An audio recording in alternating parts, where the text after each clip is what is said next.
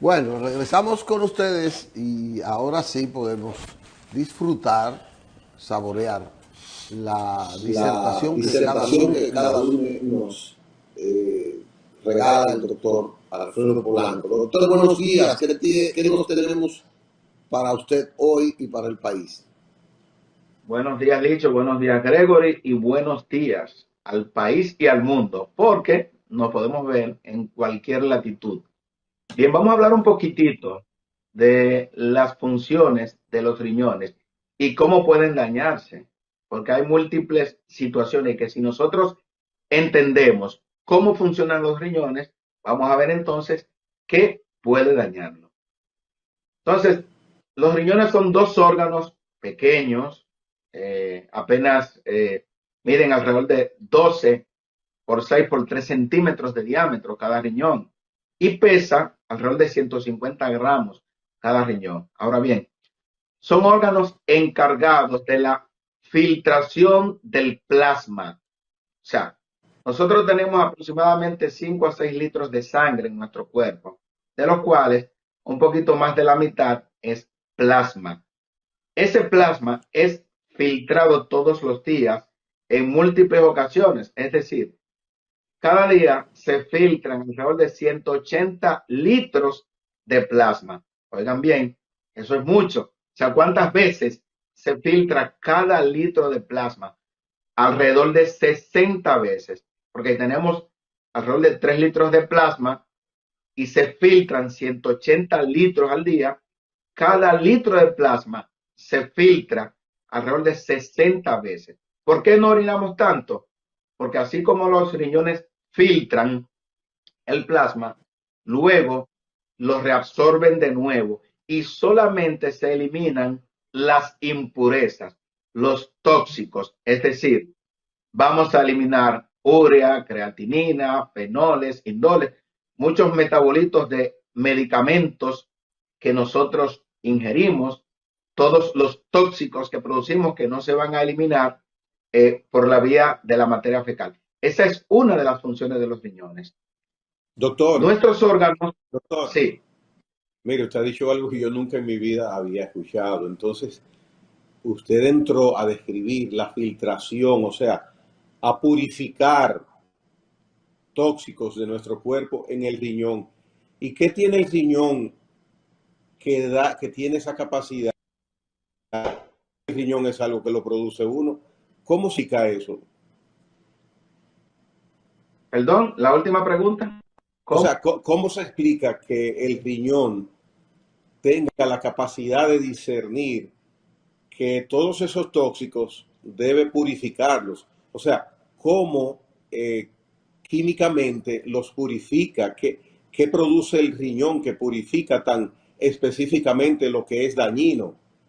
Sí, no es que selecciona. Lo que pasa es que el riñón tiene unos pequeños filtros donde esas partículas tóxicas que no sirven, afortunadamente pueden pasar a través de esos filtros y una vez que pasan, ya logran eliminarse. Entonces, esa es la ventaja del riñón. Entonces, es inteligente el riñón, porque aquellas sustancias que sirven, después que se han filtrado, vuelven y nuevamente se reabsorben, es decir, vuelven a la sangre, como ocurre, por ejemplo, con la cantidad que nosotros necesitamos de sodio, de cloro, de potasio, de magnesio, de calcio, etcétera.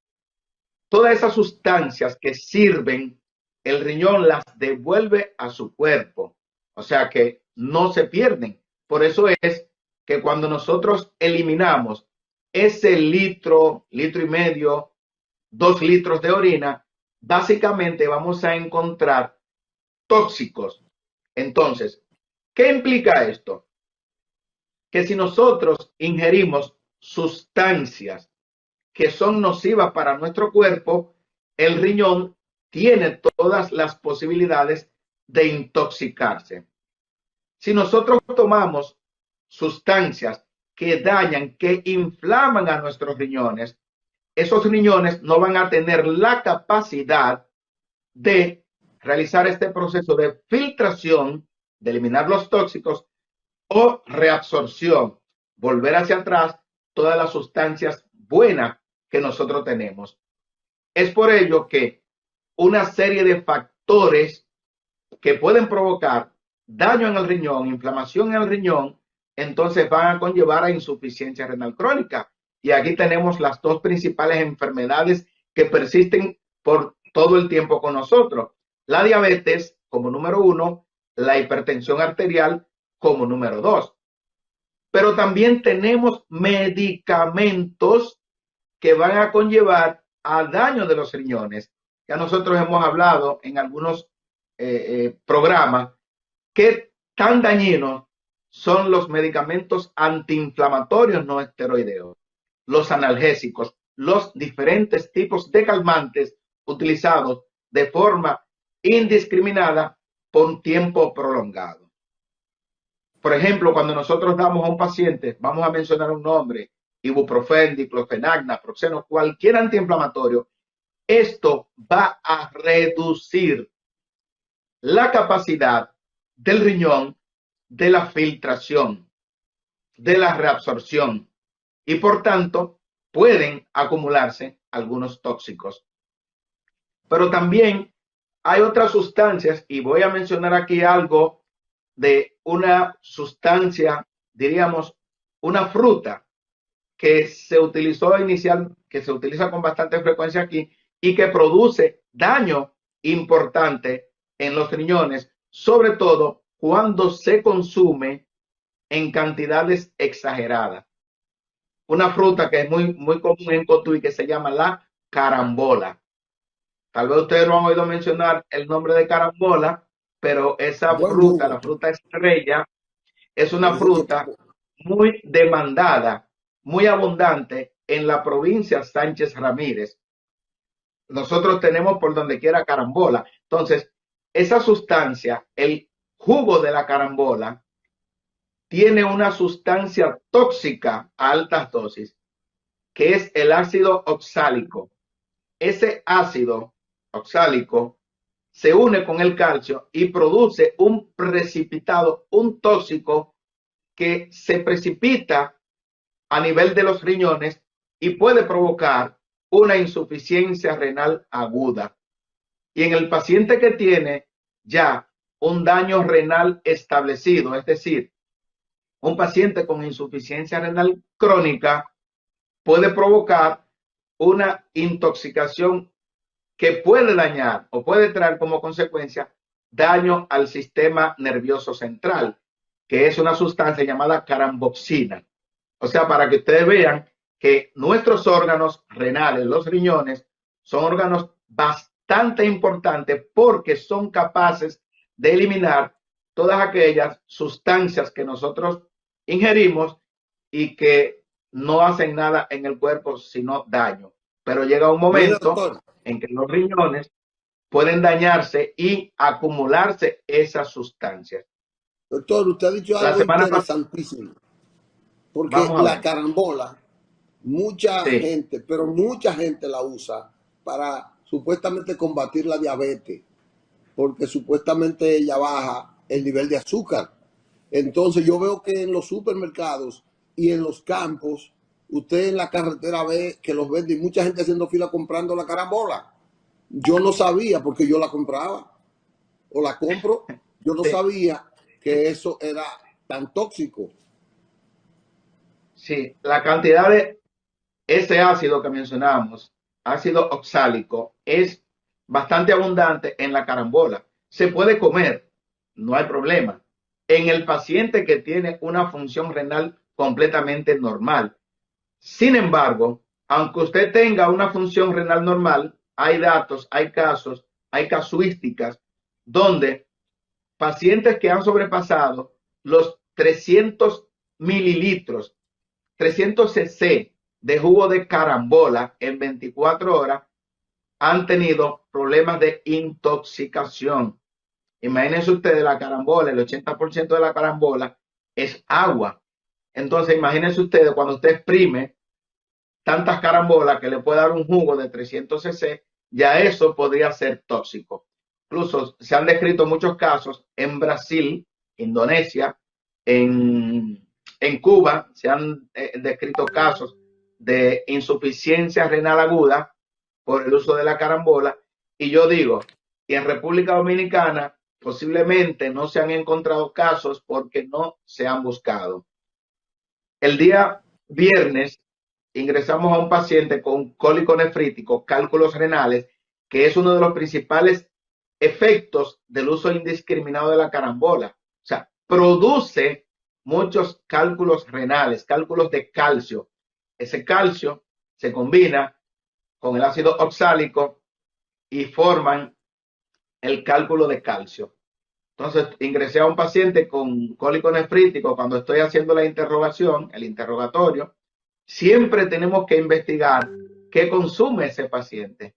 Un paciente precisamente de nuestra provincia Sánchez Ramírez, gran consumidor de carambola, y el paciente con cálculos renales. Pero no solamente está ahí el problema, sino que nuestro paciente tenía la creatinina alta, 1.7 miligramos por decilitros.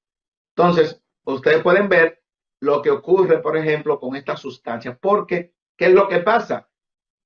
Cuando utilizamos esta sustancia, ese ácido oxálico va a provocar taponamiento de esos túbulos, los tubos que recogen toda la orina formada, y se van a provocar un taponamiento de los túbulos y van a provocar una insuficiencia renal aguda.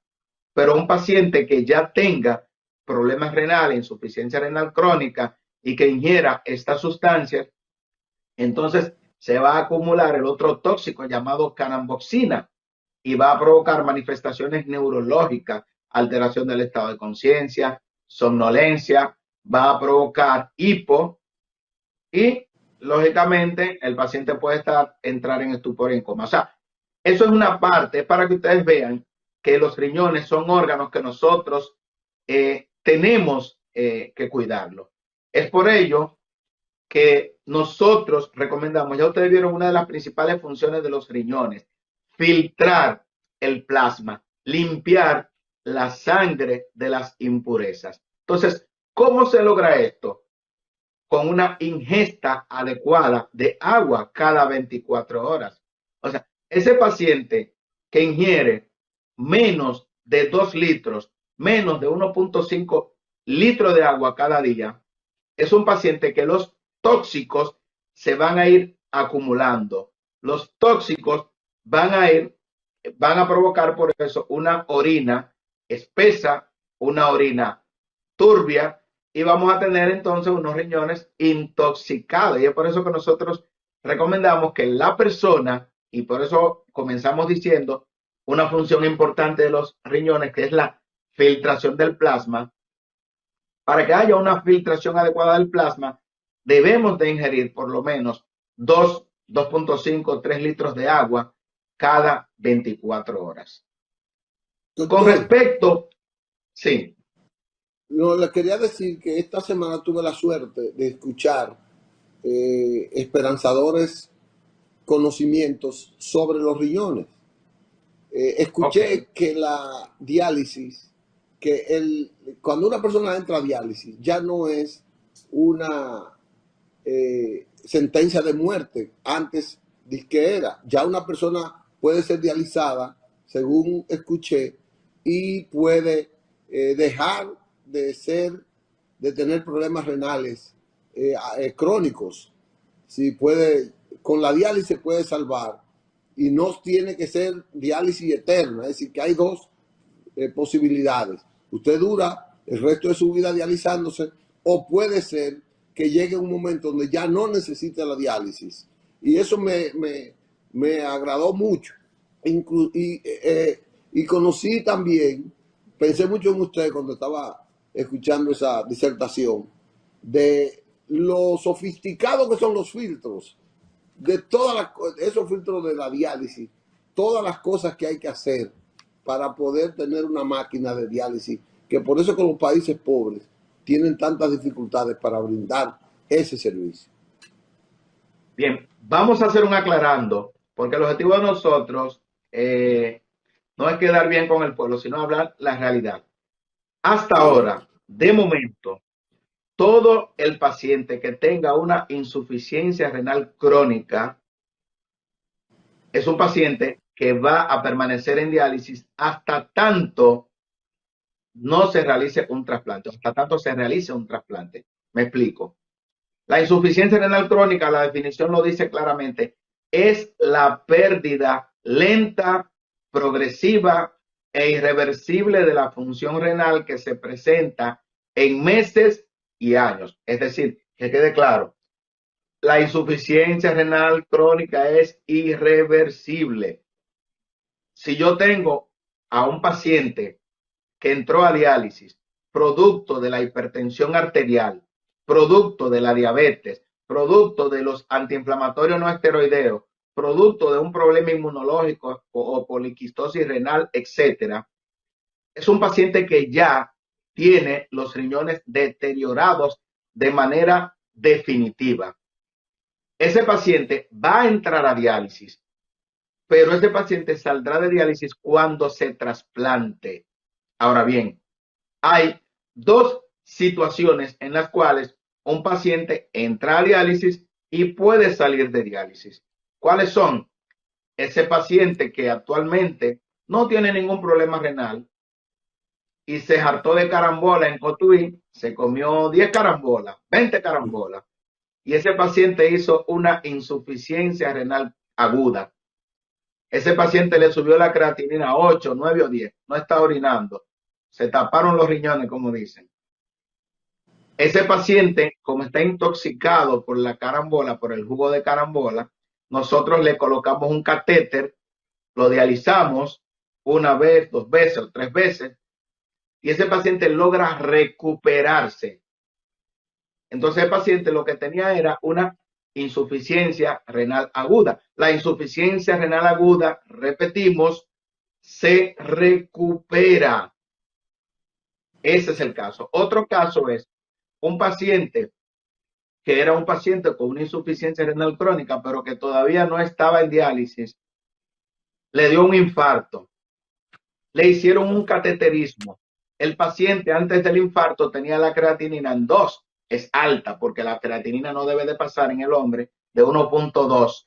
Tenía 2 de creatinina de manera desde hace varios meses. A ese paciente se le hizo un cateterismo cardíaco porque le dio un infarto. A ese paciente le subió la creatinina a 7, 8, 9. Y ese paciente tenemos que dializarlo. Es un paciente con una insuficiencia renal crónica agudizada, o como decimos, una insuficiencia renal aguda sobre una insuficiencia renal crónica. Hemos tenido a esos pacientes en diálisis por 2 semanas y hasta 3. E incluso hay casos de pacientes que han durado más tiempo dializándose. Y de repente comienza a recuperar la función renal y ese paciente lo sacamos de diálisis. Ahora bien, ¿esos riñones se curaron? No. Esos riñones mejoraron su función de manera que le permiten al paciente estar un tiempo fuera de diálisis. ¿Ese paciente volverá a diálisis? Que es la pregunta que nos hacen a nosotros. El deber de nosotros es ser sincero con el paciente. Claro que sí. Ese paciente volverá a diálisis, dependiendo de la edad del paciente, lógicamente, porque un paciente de 75, 80 años posiblemente no volverá a diálisis porque va a morir por un evento cardiovascular, que fue lo que conllevó a que le hicieran el cateterismo. Entonces, la insuficiencia renal crónica no tiene cura. De manera que, inclusive a ese paciente que tiene insuficiencia renal crónica, que le hicimos un trasplante renal, ese riñón que se le trasplantó de un donante de cadáver o un donante vivo relacionado, es un riñón que tiene una vida, no es definitiva. Ese riñón le va a durar con los medicamentos inmunosupresores que se le administra al paciente 20 años, 25 años, 30 años. Pero si es un paciente, por ejemplo, de esos que tenemos, que tiene 30 años de edad, ese paciente posiblemente va a requerir de 2 trasplantes, porque si se trasplantó ahora, cuando tenga ya 50, 55 años, vamos a tener que ir buscando otro riñón. Por eso decimos claramente, la insuficiencia renal crónica no tiene cura. Entonces, por eso es lo mejor la prevención. Y ustedes ven que por eso hemos tomado tiempo en este programa de hablar en muchas ocasiones sobre lo que son las causas de insuficiencia renal crónica en el mundo. O sea, estaba revisando las estadísticas hace un momentito, donde veía que el 44% de todos los pacientes que entraron a diálisis, ¿por qué fue?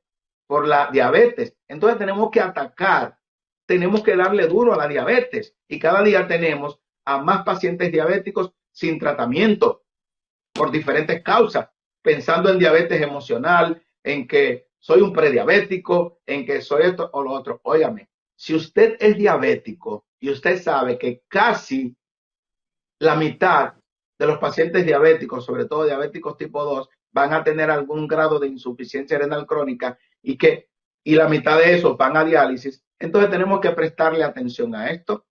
En las estadísticas que estábamos revisando, vimos que el 29% de todos los pacientes que están en diálisis es producto de la hipertensión arterial. Entonces, si a usted le diagnosticaron hipertensión arterial, usted no puede pensar en que la hipertensión es emocional, en que yo no tengo ningún síntoma y no voy a usar tratamiento, en que, bueno, fue que me la encontraron un chin alta. No, señor, no es un chin alta. Usted es hipertenso, y si es hipertenso ya usted tiene riesgo de padecer de insuficiencia renal crónica, y más aún, la principal causa de muerte a nivel mundial es cardiovascular. Y si usted es hipertenso, se multiplica por 5, se multiplica por 10 la posibilidad de tener un evento cardiovascular atendiendo a los niveles de tensión arterial que usted maneja. Por el hecho de que usted tenga 160/100 de presión, que es muy alta, y usted no tenga sintomatología, porque no va a tener ningún síntoma, por eso se le llama la enfermedad el asesino silencioso. Esa hipertensión 160/100 le está dando duro a esos riñones. Entonces, por eso usted va a ver que ese paciente hipertenso, de noche sobre todo, orina mucho más. Ah, qué bien tengo los riñones. No, lo que pasa es que esa presión está ejerciendo más fuerza sobre los riñones, está impulsando más la sangre. Entonces, ese paciente que es hipertenso y está descontrolado porque no usa medicamentos, va a llegar un momento en que ese filtro se va a dañar. Y ahí era que yo quería llegar. Cuando ese filtro que nosotros tenemos, que elimina solamente esas pequeñas sustancias, esos pequeños tóxicos, se dañan, entonces se anchan esos filtros.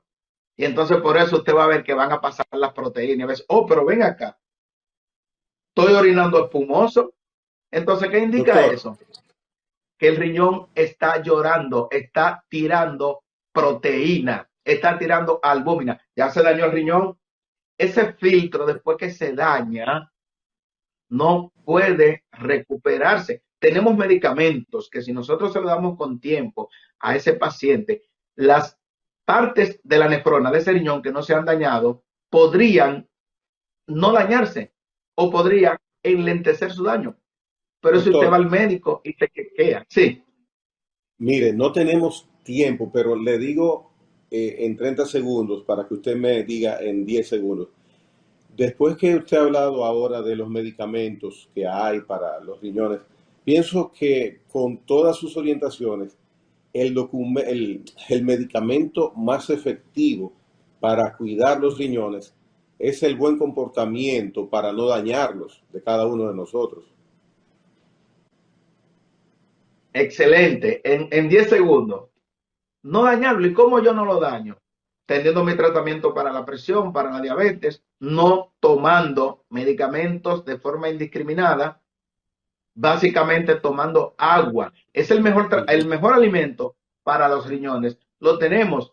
Es prácticamente gratis el agua. Si nosotros tomamos agua, nosotros vamos a eliminar más Bien. fácilmente los tóxicos. Nosotros vamos a evitar la acumulación de tóxicos. Entonces debemos mantener una buena salud renal. También no aumentando de peso. Porque recuérdese que si usted aumenta de peso, usted va a tener una doble carga para los riñones.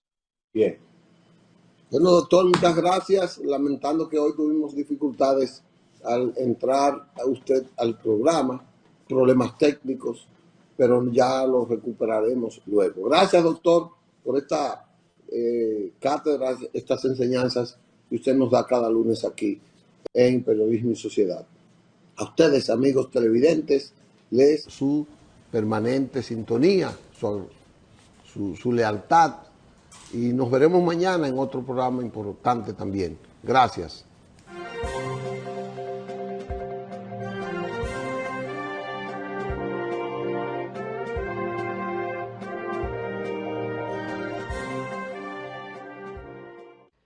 Banreservas, el banco de